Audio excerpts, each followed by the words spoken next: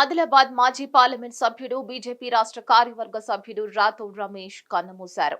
ఇవాళ ఉదయం ఉట్నూరులోని తన నివాసంలో రక్తపోటు నిల్వలు పడిపోయి స్పృహ తప్పడంతో కుటుంబ సభ్యులు వెంటనే వైద్య చికిత్సల నిమిత్తం ఆదిలాబాద్ ప్రైవేట్ ఆసుపత్రికి తరలించారు.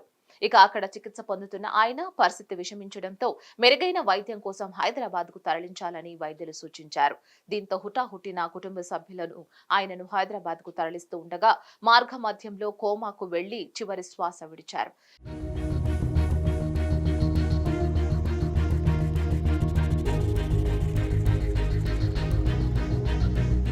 రమేష్ రాథోడ్ కొంతకాలంగా అధిక రక్తపోటు, కిడ్నీ వ్యాధులతో బాధపడుతూ ఢిల్లీలో ఇటీవలే చికిత్స పొందారు.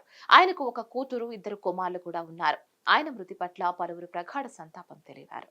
ఆదిలాబాద్ జిల్లా రాజకీయాలను ఏలిన రాథోడ్ రమేష్ జెడ్పీటీసీగా, ఎమ్మెల్యేగా, జెడ్పీ చైర్మన్ గా, పార్లమెంట్ సభ్యునిగా సేవలందించారు.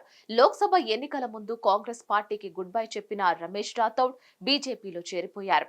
రమేష్ రాథోడ్ 2009లో ఆదిలాబాద్ పార్లమెంట్ స్థానం నుంచి లోక్సభకు ఎన్నికయ్యారు. 2018లో ఖానాపూర్ అసెంబ్లీ నియోజకవర్గానికి పోటీ చేసి ఓడిపోయారు.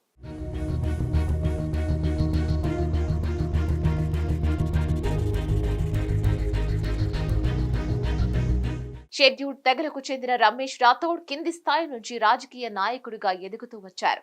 ఆయనకు సుదీర్ఘ రాజకీయ అనుభవం ఉంది. అతను 1999లో ఖానాపూర్ అసెంబ్లీ స్థానం నుంచి ఉమ్మడి ఆంధ్రప్రదేశ్ రాష్ట్రం శాసనసభకు ఎన్నికయ్యారు.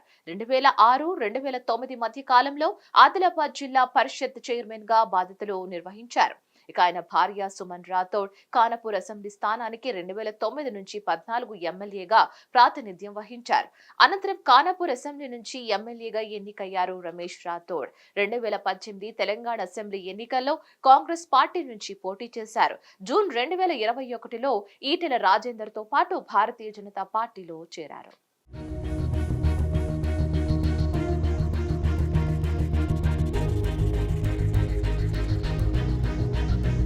హిట్ టీవీ యాప్ ని డౌన్లోడ్ చేసుకోండి. ఇందులో short news, live news, entertainment movies అన్ని అవైలబుల్ గా ఉన్నాయి. Please download hit TV app. Hit TV app. Hit TV app ని ఫ్రీగా డౌన్లోడ్ చేసుకోండి.